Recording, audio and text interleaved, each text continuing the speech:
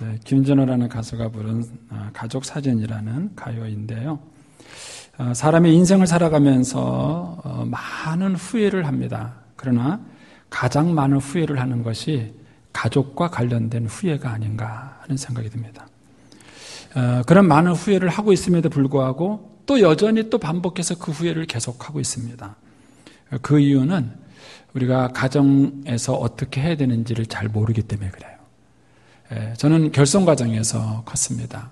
그래서 행복한 가정을 갖고 싶다는 꿈이 있었습니다. 그러나 막상 결혼하고 난 다음에 깨달은 것은 행복한 가정을 갖고 싶다는 꿈과 실제로 행복하게 사는 것은 다르다는 사실을 알았습니다.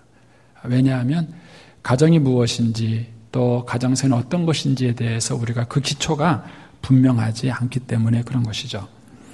PT를 하나 좀 보여주세요. 우리는 가정을 하우스로 볼 것인가 홈으로 볼 것인가 하는 것입니다. 가정은 집이 넓고 평수가 좋고 가구가 좋은 게 있다 그래서 행복한 게 아니라는 건 우리는 잘 압니다. 가정은 하우스가 아닙니다. 가정은 홈입니다. 만약에 남편이 집에 들어가기 싫다면 가구가 안 좋아서가 아니라 아내와의 사이가 안 좋기 때문입니다. 만약에 아내가 집에 있기 싫고 가정이 불행하다고 생각한다면 집이 벽지가 안 좋아서 그런 것이 아니라 남편과의 관계가 안 좋기 때문에 그런 것이죠. 그 남편에게 있어서의 가정은 아내입니다. 그리고 아내에게 있어서의 가정은 남편이죠. 아이들에게 있어서의 가정은 뭐겠습니까? 엄마 아빠죠. 부모님이 가정입니다. 따라서 가정은 하우스가 아니라 홈입니다. 그럼에도 불구하고 우리가 에너지와 노력을 들이는 것은 하우스일까요? 홈일까요? 솔직히 자수하세요. 하우스에 힘을 많이 썼습니다. 저는 결혼 주례만 하더라도 그걸 느낄 수 있어요.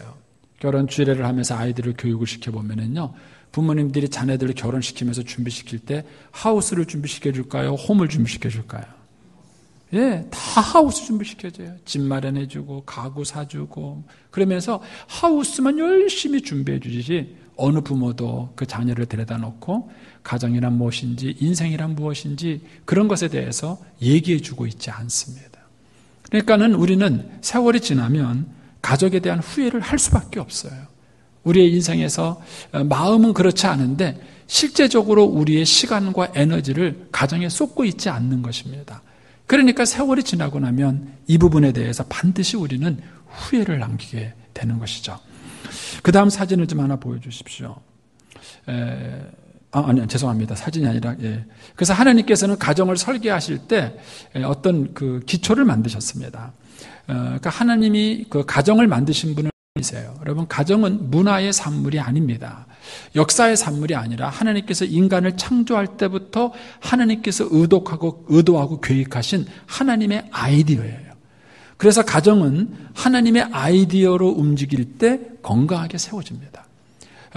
하나님의 아이디어보다도 더 좋은 인간의 지혜가 있을 수 없습니다. 제가 좀 이따가 증명해 드리겠지만 있을 수 없습니다. 인간이 하나님의 아이디어를 대체해서 다른 많은 시도를 해보지만 실패를 하죠. 자, 하우스와 홈을 제가 집으로 한번 설명해 보겠습니다. 한번 눌러주세요. 여러분들이 하우스를 지을 때 제일 먼저 뭐 하죠? 밑에 기초공사를 합니다. 눌러주십시오. 두 번째는 뭐 합니까? 기둥을 세웁니다. 그렇죠? 그 다음에 뭐 하죠? 지붕을 얹습니다. 가장 빨리 짓는 거죠. 제가 하우스를 가장 아주 간략하게 기초, 기둥, 지붕 이 세 가지가 필요하죠. 근데 홈에도 이 세 가지가 필요합니다. 한번 눌러주십시오. 가정의 기초가 결혼입니다.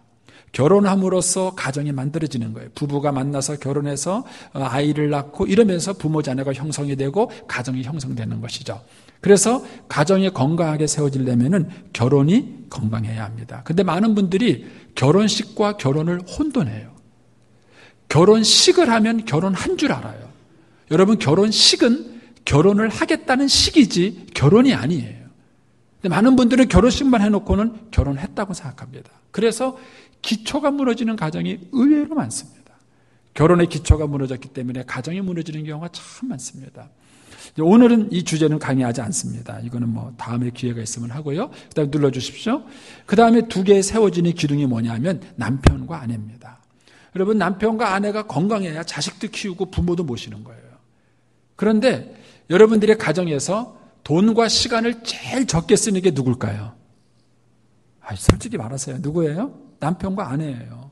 돈 있으면 자식에게 쓰고 부모님 공경한다고 부모에게 쓰고 자식에게 쓰지 정작 부부에게는 시간과 돈을 쓰질 않아요.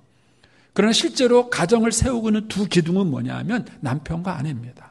이 남편과 아내라는 기둥이 건강해야 자식도 키우고 부모도 모시는 거예요. 근데 우리 어른들도 똑같아요. 우리 어른들도 용돈 생기면 손자 줄까요? 며느리 줄까요? 예? 오늘부터 바꾸세요.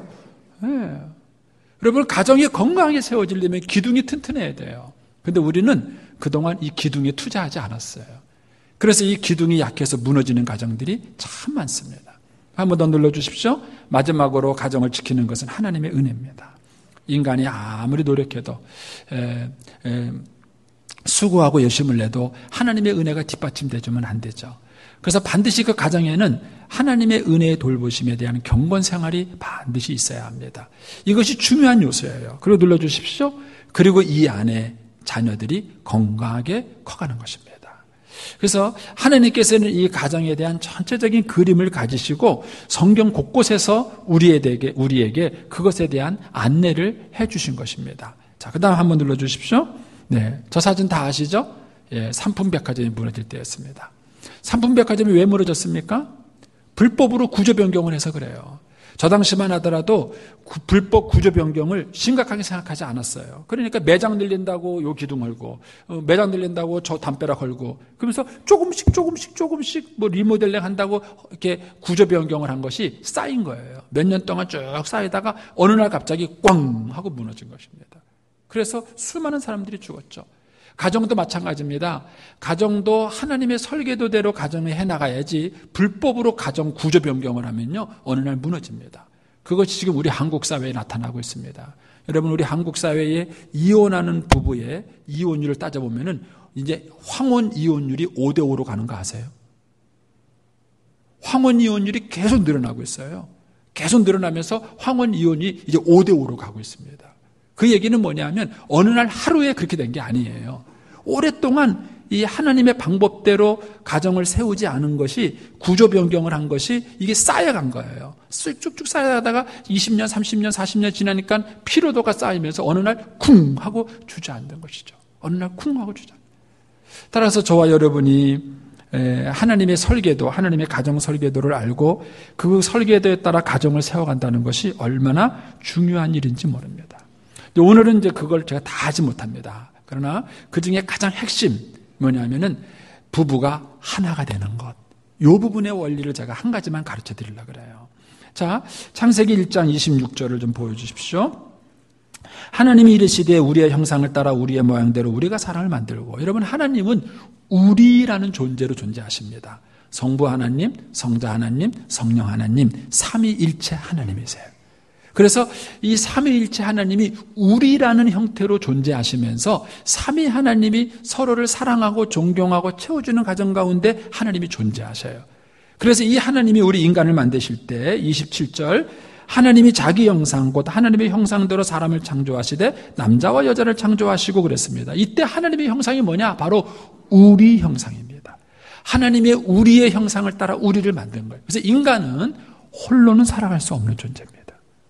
하나님도 성부 하나님, 성자 하나님, 성령 하나님이 계신 것처럼 인간도 홀로는 살아갈 수 없습니다. 그래서 여러분 한번 생각해 보세요. 무인도에 가갖고요. 여러분들이 먹고 입고 큰 세상을 다 갖다 줄 테니까 무인도에 혼자 사시겠습니까? 아니면 월세 내면서 빡빡하게 살아도 사람 많은 여기 사겠습니까? 그럼 어디 사시겠어요? 그러면 하나님께서 인간을 만들 때 본질적으로 우리, 하나님의 형상인 우리의 존재를 만들었기 때문에 인간은 홀로 살아갈 수 있는 존재가 아닌 것입니다. 그래서 하나님께서 이렇게 하나님의 형상대로 인간을 만드시고 28절 하나님이 그들에게 복을 주시며, 여러분 하나님은 남자와 여자에게 따로 복을 주신 것이 아니에요. 남자와 여자를 만드셔서 그들이 부부가 되고 난 다음에 하나님은 그들을 하나로 보셨습니다. 그래서 그들에게 복을 주시고 그들에게 명령하셨습니다. 그래서 하나님은 부부가 한 몸을 이룰 수 있도록 설계하고 계획하신 것입니다. 따라서 둘이 하나 되는 것은 하나님의 설계도고 둘이 하나 되는 것을 파괴하는 것은 사단의 전략인 것이죠. 그래서 여기서 우리가 삶의 중요한 원리들을 배우게 되는 것입니다. 그러면 부부가 어떻게 연합하여서 하나가 될 수 있는가? 자, 이제 이거를 좀 성경적인 방법을 알아보기 전에 사람들이 세속적으로는 어떤 방법을 썼는지를 먼저 살펴보겠습니다. 제가 이제 이 얘기는 설교 중에 간간히 제가 토막토막 여러분에게 한 적이 있어요. 근데 오늘 제가 정리해서 해드리는 거니까 한번 알고 있는 내용을 한번 정리를 한번 해보십시오. 자, 좀 PT를 보여주세요. 자, 남편과 아내가 있습니다. 공자는 조선시대에는요, 어떻게 이 남편과 아내가 하나가 되겠느냐면요, 아내로 하여금 남편에게 일방적으로 가게 했습니다. 한번 눌러주십시오. 아내가 남편에 갔습니다. 그래서 옛날에는 딸을 시집 보내면서 뭐라 그럽니까? 시집 가거든 벙어리 3년, 귀머리 3년, 장님 3년, 너는 그 집에 뭐가 되라? 예. 그래서 여자들이 진짜 귀신 됐어요.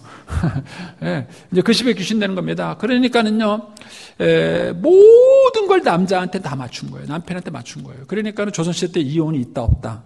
없어요. 있을 수가 없어요. 예. 구조적으로도 있을 수가 없어요. 모든 걸 여자가 다 갖다 맞췄어요. 그러다 보니까는 어떤 일이 벌어졌습니까?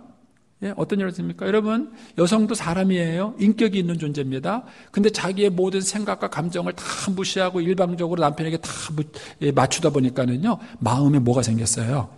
한이 생겼어요. 한이 생겼어요. 제가 하는 얘기지만은요, 우리나라의 남자 귀신 얘기 들어본 적 있으세요? 제가요, 다른 나라도 그런 줄 알았어요. 가보니까는요, 다 남자 귀신이 있어요. 심지어는요, 중국 가도 남자 귀신이 있습니다. 뭐죠? 강씨. 어떻게 알았어요? 중국 가도 남자 귀신이 있어요. 근데 한국만 남자 귀신이 없어요. 왜 그런지 아세요? 여러분, 한국 남자만큼 독재자가 없어요. 조선시대 때 사고방식으로 따진다 그러면요, 남자는요, 바람도 펴도 첩을 둬도 아무 문제가 안 돼요. 애를 못 낳으면 누구 죄예요? 아내 죄예요. 아들을 못 낳으면 누구 죄예요? 아내 죄예요. 그게 왜 아내 죄입니까? 그런데 모든 걸 다 갖다 뒤집어 씌웠어요. 모든 걸 다 뒤집어 씌운 거예요. 그러니까는 아내만 죽어나는 거죠. 그러니까 아내가 그것들을 다 감당하려니까는 아내에게는 한이 생길 수밖에 없고요. 남자는요, 한이 있을래 있을 수도 없으니까 귀신이 되고 싶어도 못 돼요. 얼마나 하고 싶은 대로 다 했으면요, 남자. 그래서 한국에는 남자 귀신이 없어요. 여자 귀신만 있는 거예요. 한이 쌓인 겁니다. 그러면은 이 한이 쌓인 이 엄마는, 이 아내는 그 한을 어떻게 풀까요? 귀신이 되어서 풀어야 되는데 귀신이 되기 전에 풀어요. 그걸 누구한테 풀까요? 자녀한테 풉니다. 특히 어떤 자녀요? 큰아들. 큰아들. 그래서 큰아들은 엄마 가슴 속에 있는 한을 물려받습니다. 그래서 한국에서는요, 큰아들하고 아버지하고 사이가 안 좋아요. 여러분의 집엔 괜찮으신가요?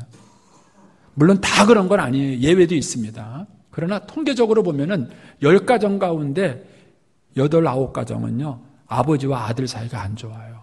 큰아들 사이가 안 좋아요. 그게 사실은 아버지와 아들 문제가 아니에요. 아버지와 아들 문제가 아니라 그 엄마가 가슴에 품은 한을 다 누구한테 하소연하냐면은 큰아들한테 하소연하고요. 큰아들은요, 그걸 또 다 받아줘요. 엄마, 울지 마. 내가 다 알아서 해줄게. 엄마, 울지 마. 그러고 그걸 다 가슴에 품어요.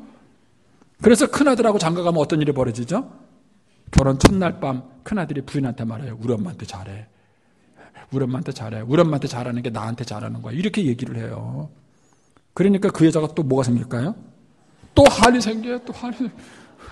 그 한을 또 누구한테 풀어요? 또 큰아들한테 풀어요. 또 큰아들한테 풀어요.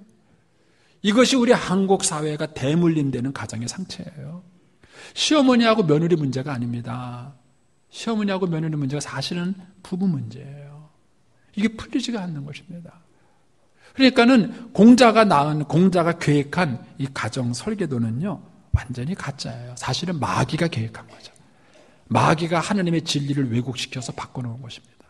근데 저러다가 시대가 바뀌었어요. 시대가 바뀌어서 요즘 여자들이 힘이 세졌잖아요. 그래가지고 한번 눌러주세요.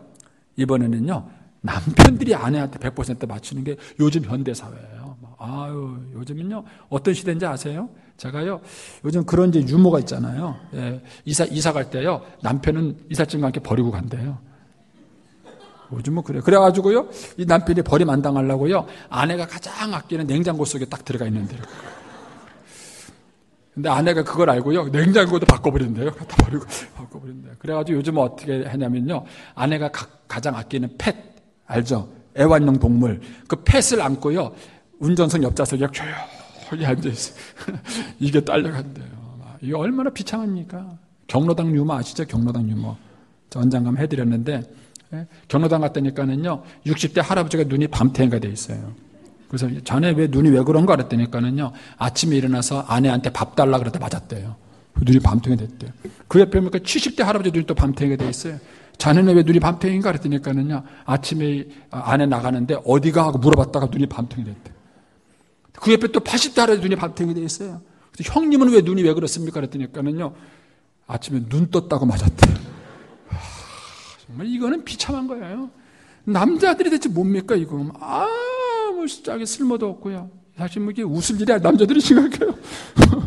이게 뭐 여러분 이런 식으로 남편이 아내한테 모든 걸 다 맞추다 보니까는 요즘은 여건이 얼마나 신장이 되는지 몰라요. 그래서 아들 낳으면요 쪽박 차고요 딸 낳아야 비행기 탄다 그러잖아요.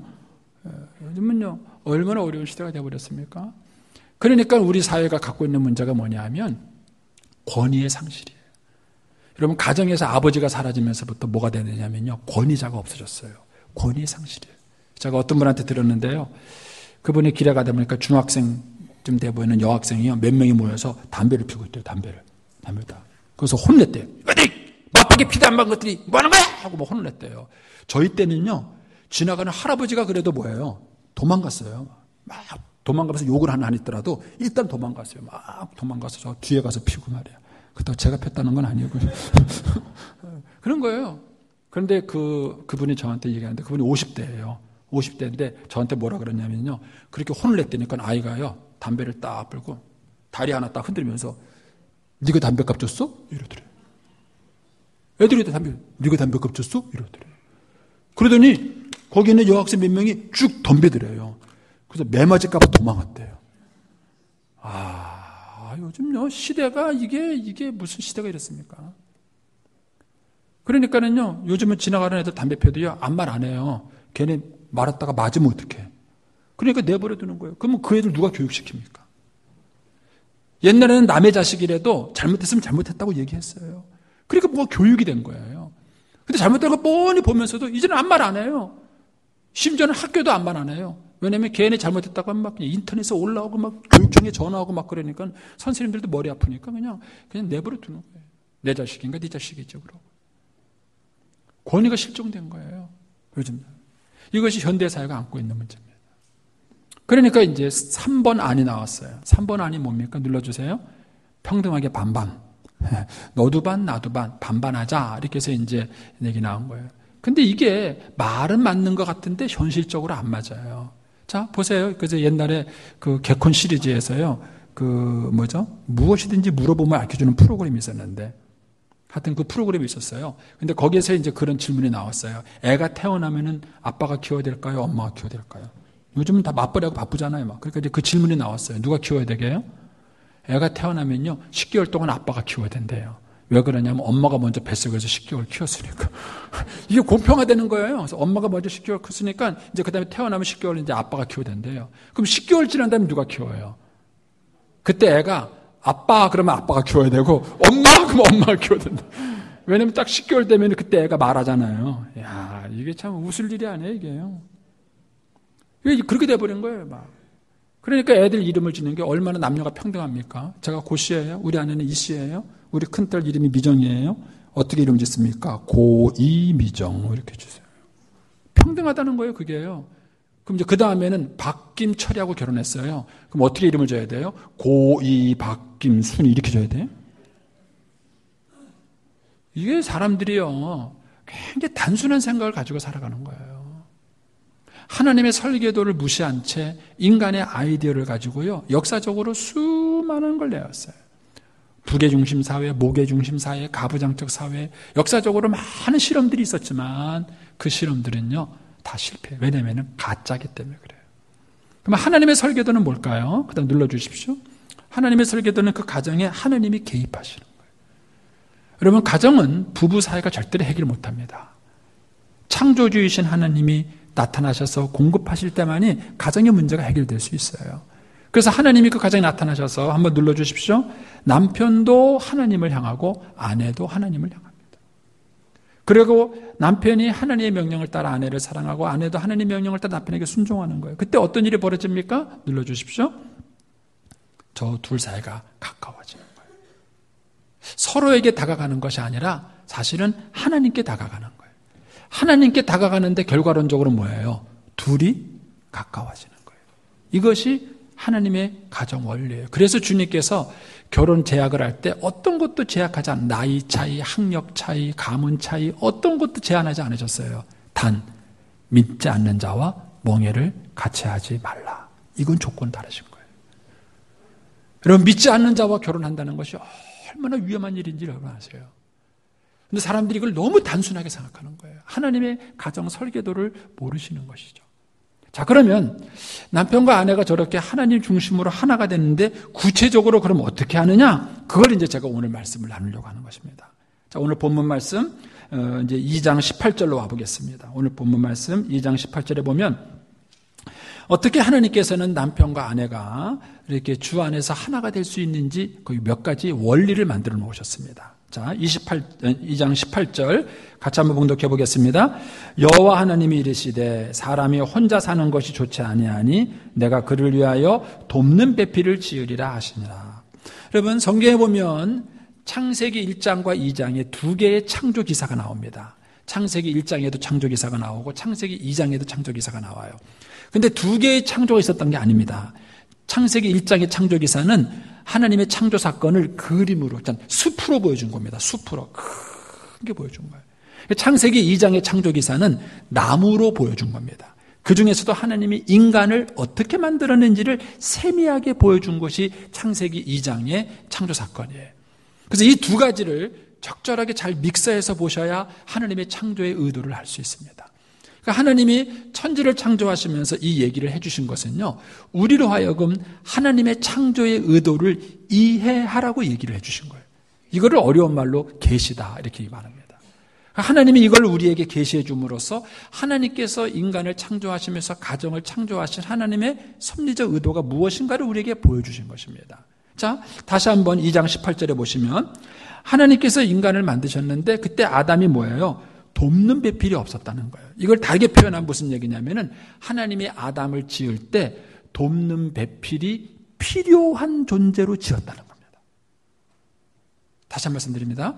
하나님께서 아담을 지을 때 돕는 배필이 필요 없는 완벽한 존재로 지은 것이 아니라 돕는 배필이 필요한 존재로 지었다는 것입니다. 그래서 모든 인간에게는 필요가 있어요.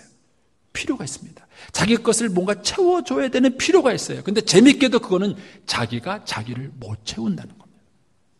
이게 하나님께서 인간을 만든 모습이에요. 그래서 아담이든 하와든 그 존재는 무엇인가 필요를 갖고 있는데 그 필요는 스스로 채울 수 있는 게 아니에요. 그건 스스로 채울 수 있는 것이 아니라 돕는 자에 의해서 채워지는 필요라는 것입니다. 이것이 하나님께서 저와 여러분을 만드신 모습이에요. 그래서 이것을 부정하면 그때부터 문제가 생기는 겁니다. 자기가 필요로 하는 존재라는 것을 알고 그 필요를 겸손하게 누구한테 구하면 문제가 안 되는 거예요. 그런데 뭔가 도움이 필요로 하는 존재로 지어졌는데도 불구하고 그걸 부정하는 거예요. 그럼 그게 부정이 되는 게 아닙니다. 예를 들어서 하나님께서 저를 만드실 때는 먹고 마시는 존재를 만들었어요. 제가 안 먹고 얼마나 버틸까요? 한 40일 버틸까요? 40일 금식하면? 여러분, 안 먹고 살 수 없어요. 하나님께서 인간에게 먹고 이제 싸도록 그렇게 만들었어요. 그러니까 문제는 뭐예요? 잘 먹는 게 중요하지, 안 먹는 게 중요한 게 아니에요. 안 먹고 버틸 수 있는 게 아니에요. 그러니까 하나님께서 저와 여러분에게도 모든 면에서 이런 필요가 있는 존재를 만드는 거예요. 그리고 그 필요를 내 스스로 채우는 것이 아니라 돕는 자에 의해서 채워지는 필요예요. 내 스스로 채워지는 필요가 아닌 것입니다. 근데 이거를 스스로 채우려고 했을 때문에 생기는 문제들이 마약이라든지 중독이라든지 이런 여러 가지 많은 증세들이 인간에게 생기게 되는 것입니다. 여러분, 부부가 살아갈 때 나는 당신이 필요해 라는 얘기 하시나요? 예? 우리는 자존심 상해서 못하잖아요, 그 얘기. 그러나 우리는 얘기해야 돼요. 인정을 해야 된다고요. 나는 당신의 도움이 필요한 존재야. 난 당신이 없으면 안 돼. 당신의 도움을 필요로 해. 라고 그거를 얘기하셔야 되는 거예요. 근데 이것부터 부정하는 게 문제예요. 그래서 하나님이 둘이 하나 되는 창조의 원리 첫 번째는 뭐냐 하면 인간을 필요를 하는, 뭔가 필요로 하는 존재를 만들었고 그 필요를 내가 스스로 채우는 것이 아니라 타자, 어려운 말로 타자가 채우는 거예요. 돕는 배필이 채우는 겁니다. 그래서 이 사람이 내 필요를 채워주고 나는 그 필요를 받는 과정을 통해서 나와 그 사람의 사랑과 연합이 생기는 거예요. 이게 하나님의 설계예요. 그러니까 부부가 한 몸이 되려고 한다면 적극적으로 주고받으셔야 돼요. 여러분, 예수님께서 베드로의 발을 씻기려고 했을 때 베드로가 뭐라 그랬습니까? 주님, 무슨 얘기입니까? 절대로 내 발을 씻지 못합니다. 그러니까 주님이 뭐라 그러셨어요? 내가 내 발을 안 씻기면 나와 너는 상관이 없는 존재야. 이렇게 얘기하는 거예요. 여러분, 부부 사이에는요, 주거니 받거니가 있어야 됩니다. 주거니 받거니가 있어야죠. 그런데 마땅히 내가 아내에게 받을 거를 아내에게 받지 않으니까 밖에 나가서 미스김한테 받으려고 그러는 거예요. 지금 제가 무슨 얘기 하는지 이해하시겠어요? 여러분, 제가 지금 설교 시간이기 때문에 뭐 리얼하게 여러분에게 얘기는 못합니다. 그러나 여러분들이 이 원리를 잘 생각하세요. 하나님께서 우리에게 필요가 있는 존재를 만드셨고 그 필요를 스스로 채우는 것이 아니라 하나님이 만들어준 돕는 배필에 의해서 채워지도록 만드는 거예요. 그리고 그 돕는 배필에서 채워지고 나도 그를 채워주는 이 과정, 도움을 받기도 하고 도움을 주는 이 과정을 통해서 사람들은 연합할 수 있도록 하나님께서 섭리해 놓으셨다는 것입니다. 이게 첫 번째 원리. 두 번째 원리는 뭡니까? 도표를 먼저 좀 보여주세요. 여러분, 본문 내용을 안다고 가정하고 도표를 한번 보여주십시오. 창세기 2장 18절에 하나님께서 아담을 보시고 돕는 배필이 필요하다 결정하셨어요. 그 다음 눌러주십시오. 19절 20절에서 뭐라 그러냐면은 하나님이 아담에게 생물들에게 이름을 줘라, 동물들에게 이름을 줘라 이렇게 말씀하셨어요. 그리고 21절 눌러주십시오. 21절에 뭐라 그러냐면은 아담을 깊이 잠들게 하시고 하나님께서 하와를 만드십니다. 자, 그런데 이 과정에서 한 번 더 눌러주세요. 저걸 빼도 돼요. 다시 백 시켜주세요. 자, 하나님께서 아담이 돕는 배필이 필요하다는 걸 하셨어요. 생물들의 이름을 짓게 하셨어요. 아담을 깊이 잠들게 하셨어요. 요 세 가지 스토리가 지금 이어지고 있는데 요 중에서 저 한번 눌러주세요. 가운데 거는 빼도 이야기를 진행하는데 문제가 없어요. 돕는 배필이 있습니다. 그 다음 어떻게 해요? 아담을 깊이 잠들게 했습니다. 그리고 하와를 만들었습니다. 이렇게 이야기를 진행하면 문제가 없어요. 그러면 굳이 생뚱맞게 왜 하나님이 갑자기 아담한테 생물들에게 이름을 지으라는 명령을 했을까 하는 겁니다. 이 사건이 우연히 사건은 아니에요.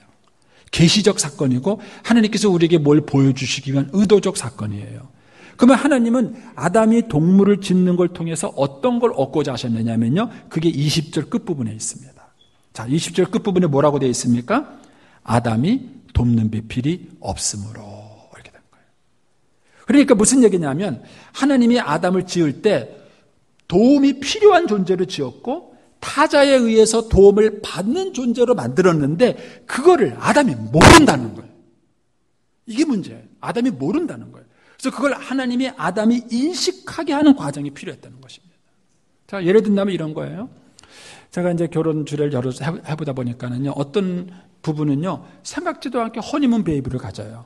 생각지도 않게 아이를 가진 겁니다. 그러니까는 갑자기 이제 아이를 갖고 애를 갖게 되니까는요, 그 애 양육 문제가 짐이 돼요, 짐. 그래가지고 그것 때문에 막 부부가 싸우더라고요. 그런데 어떤 부부는요, 결혼한 지 7년이 됐는데 애가 없어요.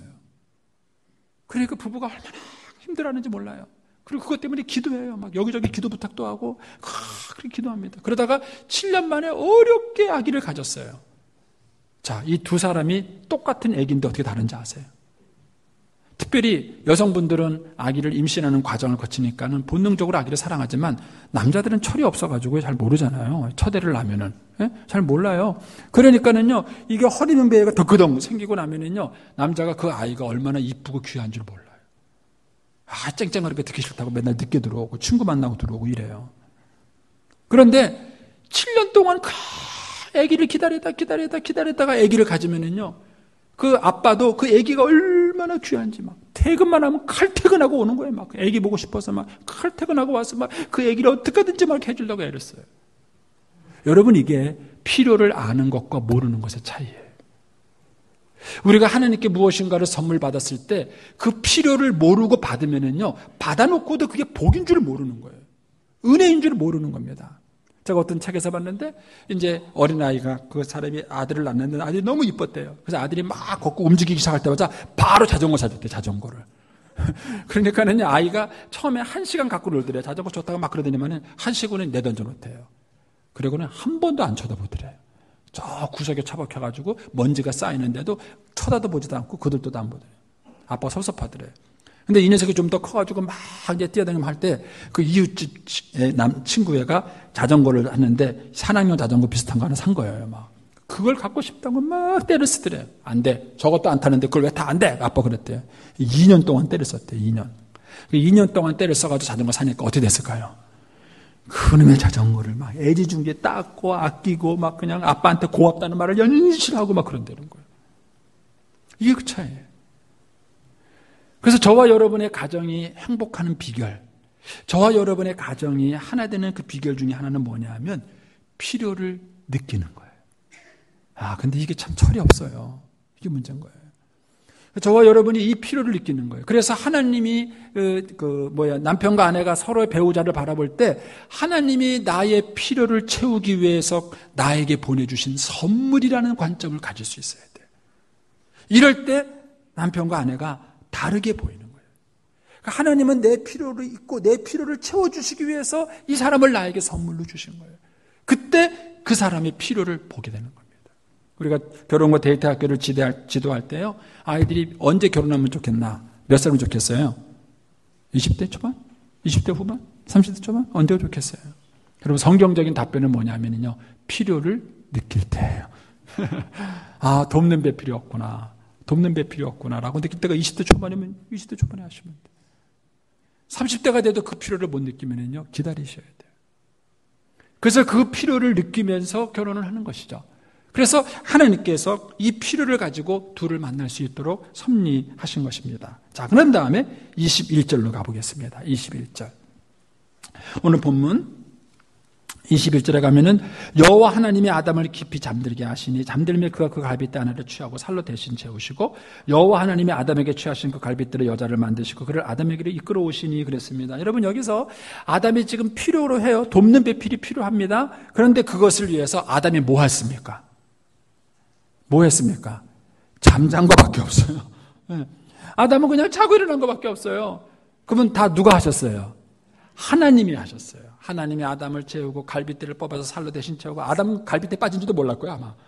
하나님이 다 채우시고 이렇게 한 다음에 하와를 만들어서 낮에 눈 떠보니까는요, 아름다운 여자가 있는 거예요.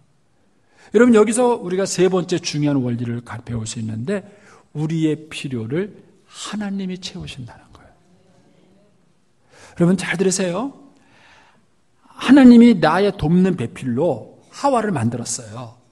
나의 돕는 배필로 하와를 만들었지만 하와가 내 필요를 채우는 게 아니라 하나님이 내 필요를 채우시는 거예요. 그래서 하나님이 내 필요를 채우기 위해서 하와를 만들어 주신 거예요. 그래서 이 하와는 하나님이 나의 필요를 채우시기 위한 축복의 통로예요. 하와가 채워주는 게 아니에요. 이거를 착각하는 거예요, 사람들이. 그래서 대표적인 예가 수가성년이에요. 남편이 자기의 필요를 채울 줄 알았어요. 그래서 이놈도 마음에 안 들고 저놈도 마음에 안 들고 5번이나 바꿔본 거예요. 그러나 누구도 필요를 채울 수 없다는 사실을 아는 거예요. 그녀의 목마름을 채울 수 있는 것은 예배였어요. 예배. 즉 하나님이었습니다. 여러분, 저와 여러분의 필요가 있는데 그 필요를 채워주시는 분이 하나님이라는 사실을 믿으셔야 돼요. 이거를 신약성경에서 뭐라 그러냐면은 하나님이 짝지어 주신 것, 이렇게 말해요. 저는 젊은 날 이 구절이 좀 불만이었어요. 내가 좋아하는 여자 내가 골라야지. 왜 하나님이 짝지어줘? 그러면 하나님이 짝지어주면 싫거든 좋거든 무조건 내 하고 가야 되나? 하여튼 그래가지고 좀 불만이었어요, 그 구절이요. 그런데 그 구절은 그런 뜻이 아니에요. 우리의 감정, 생각을 다 무시하고 하나님 짝지어주고 야 운명이다, 네 팔자다, 데리고 살아, 이런 얘기가 아니에요. 그게 아니라 하나님이 누구보다도 내 필요를 잘 아시고 나에게 가장 적합한, 여기에서 돕는다는 이 단어가요, 다른 번역에 보면은요, 적합한 배필, 이런 뜻이에요. 적합한 배필. 그러니까 하나님이 나의 필요에 나에게 가장 적합한 여자를 딱 만들어서 저한테 주신 거예요. 여러분, 이 믿음이 있으세요? 별로 대답이 없으시죠. 여러분 한번 고민해 보세요. 제가 이제 세미나가 아니라서 더 많은 예를 못 들어드리지만 여러분 고민을 한번 해보세요. 많은 사람들이 결혼해 가면서 한두 번은 갈등합니다. 내가 정말 제대로 결혼한 건가? 이 배우자는 내 배우자가 맞나? 내가 잘못한 건 안 건가? 이런 갈등들을 인생을 살아가면서 다 한두 번씩 해요. 왜 그러냐면 인간 존재 자체가 불완전한 존재예요. 완전한 존재가 아니기 때문에 완벽한 판단과 결정을 할 수 없어요. 20대의 생각이 다르고요. 40대의 생각이 다르고요. 60대 가면 또 생각이 달라져요. 그러니까 결코 인간은 완벽한 선택을 할 수 없습니다. 스스로로 선택할 수 있는 게 아니에요. 그 갈등을 해결하는 것은 짝을 바꾸는 게 아니라 그 갈등을 해결하는 것은 하나님이, 좋으신 하나님이, 나에게 독생자 예수 그리스도를 아낌없이 주신 그 하나님이 나의 필요를 누구보다도 잘 아시고 나에게 가장 적합한 사람을 주셨다는 믿음의 고백이에요. 여기에서 하나됨의 출발이 이루어지는 것입니다. 근데 마귀는요, 이거를 온갖 이론과 얘기를 가지고 우리를 헷갈리게 만드는 거예요. 아니다, 다른 거다. 많은 여러 가지 이론을 얘기하는 거예요. 그러나 저와 여러분의 가정이 건강하게 세워지는 가장 중요한 기초는 뭐냐? 하나님이 나에게 필요한 가장 적합한 사람을 줬다는 거예요. 아이들도 마찬가지입니다. 여러분의 아이를, 나름의 아이를 비교하지 마십시오. 하나님이 여러분의 가정에 여러분에게 필요한 가장 적합한 아이를 선물로 주신 거예요. 그래서 하나님은 그 아이를 통해서 저와 여러분의 필요를 채워주시는 것입니다. 이거를 깨닫지 못하면 우리는 끊임없는 자가당착에 빠지게 되는 것입니다. 그러면 이제 그렇게 하고 난 다음에 마지막 네 번째 원리는 뭐냐면요. 그렇게 하고 난 다음에 이제 딱 하나님께서 하와를 데리고 오니까 아담이 뭐라고 얘기합니까? 아담이 하와를 보자마자 뭐라고 얘기해요? 이는 내 뼈 중에 뼈요, 살 중에 살이라. 참 이 고백도 재밌어요. 아담이 하와하고 한 달을 데이트했습니까? 1년을 데이트했습니까? 뭘 그 여자를 알아야 얘기할 거 아니에요. 예? 좀 한 달이고 두 달이고 뭐 이렇게 1년이고 살아본 다음에 뭐 데이트를 해보니까 우와 진짜 멋있는 여자네. 이는 내 뼈 중에 뼈요, 살 중에 살이라. 이렇게 말을 해야 될 거 아니에요. 그런데 그냥 첫눈에 얘기한 거야. 한눈에 얘기한 거예요. 그렇다면 아담은 하와를 겪어보고 이 얘기를 한 게 아니에요. 잘 들으세요. 하와를 겪어보고 이 얘기를 한 것이 아니라 그 하와를 데리고 온 하나님을 보고 얘기한 거예요. 이는 내 뼈 중에 뼈요. 하나님이 나에게 주시는 여자라면 이는 내 뼈 중에 뼈요, 살 중에 살이라. 이거를 이론적으로 말하면 이런 거예요. 부부관계, 인간관계의 기초는 실적에 기초한 관계를 가지면 안 돼요. 실적에 기초한 관계가 아니라 믿음에 기초한 관계. 이런 거예요. 야, 네가 한 게 뭐 있어? 돈을 벌어서 청소를 해서 도대체 네가 뭐 남편을 해서 구실을 한 게 뭐냐? 이렇게 말하는 거는 뭐예요? 실적에 기초한 관계를 얘기해요. 여러분, 실적의 기초에서는요, 절대로 만족할 수 없습니다. 거래는 만족을 못해요. 제가 이번에 재정에 대한 공부도 하고 이걸 하면서 깨달은 게 그거예요. 부부 사이는요, 인간관계는요, 사고 팔면 안 됩니다. 하나님의 계획은 사고 파는 게 아니라 그냥 주고받고의 관계. 주고받고의 관계. 아파트도 사시면 안 돼요. 그냥 누가 주면 받으셔야 돼요. 그리고 제게 좀 여러분들이 쉽게 못 알아듣까지 뭐 이해 못 하셔도 좋으니까 넘어가세요. 넘어가는데 그게 원래 하나님의 계획이라는 걸 알았어요. 여러분 사고 팔면은요 반드시 차이가 생기고 차등이 생기고 억울함이 생기고 분함이 생기는 거예요. 그런데 주고받으면은요 무조건 고마운 거예요. 감사한 거예요. 감격하는 거예요. 그러면 부모 자식 사이에 실적의 기초에서 관계를 갖습니까? 만약에 부모 자녀 사이에 실적의 기초에서 관계를 가지면요 갖다 버릴 자식들이 많습니다. 이놈들 공부를 잘합니까? 말을 잘 듣습니까? 뭘 잘합니까? 그러나 부모가 자녀를 대할 때 실적의 기초에서 대하는 게 아니에요. 실적을 바탕으로 관계를 맺는 게 아닙니다. 그러면 부모 자녀 사이에도 마찬가지죠. 부부 사이에도 마찬가지인 거예요. 실적에 기초한 관계가 아니라 믿음에 기초한 관계예요. 그래서 하나님이 나에게 주시는 가장 적합한 사람인 걸 아는 거예요. 저도 젊은 시절에는요 아내하고 스타일의 차이 때문에 갈등을 많이 했어요. 저는 규범적이고 아내는 비규범적이에요. 얼마나 불편한지요. 세상에 저처럼 무능한 여자가 없다는 느낌이 들었어요. 그런데 세월을요, 한 12년 이상 살고 나니까는요, 그 아내 때문에 성격이 부드러워진 거예요. 만약에 매사에 모든 걸 규범적으로 따져보세요. 사람이 무슨 인간미도 없고 빡빡해서 어떻게 삽니까? 하나님이 가장 적합한 상대를 고르신 거예요. 그리고 가장 적합한 필요를 위해서 주신 거예요. 따라서 우리의 관계가 실적에 기초한 관계가 아닌 믿음에 기초한 관계를 갖는 거예요. 그 믿음은 누구에 대한 믿음이에요? 하나님에 대한 믿음이에요. 그 좋으신 하나님이 가장 적합하고 가장 좋은 것으로, 가장 최선의 것으로 나의 필요를 채워주시는 거예요. 그건 사는 게 아니에요. 거래가 아니에요. 주는 거고 받는 거고. 또 그걸 아는 사람도 뭐예요? 또 팔지 않고 주는 거고 또 받는 거예요. 이런 관계가 성립이 될 때 그걸 통해서 하나됨을 이루게 되는 것입니다. 저는 오늘 아침 여러분에게 하나님의 가정관계의 원리에 아주 간단한 얘기를 하나 원리를 말씀드렸습니다. 제가 시간이 없어서 간단하게 말씀드렸지만 여러분들이 이 부분을 한번 깊이 묵상해 보시기 바랍니다. 그리고 이 원리를 여러분의 삶 속에 적용하면 하나님께서 만들어주신 이 가정만큼 행복한 곳이 없고요. 거기서 우리가 온전한 연합과 하나됨을 이루며 배우게 되는 것입니다. 기도하겠습니다. 살아계신 하나님 아버지, 오늘 저희들이 하나님이 창조하신 가정의 설계도를 봅니다. 세상의 지혜를 따라가는 것이 아니라 하나님의 지혜에 믿음으로 순종할 수 있게 하여 주시고, 지금은 우리가 다 깨닫지 못하지만 이후에는 깨닫고 알게 될 하나님의 궁극적 축복을 저희들이 누리는 자들이 되게 하여 주시옵소서. 예수님의 이름으로 기도 올리옵나이다. 아멘.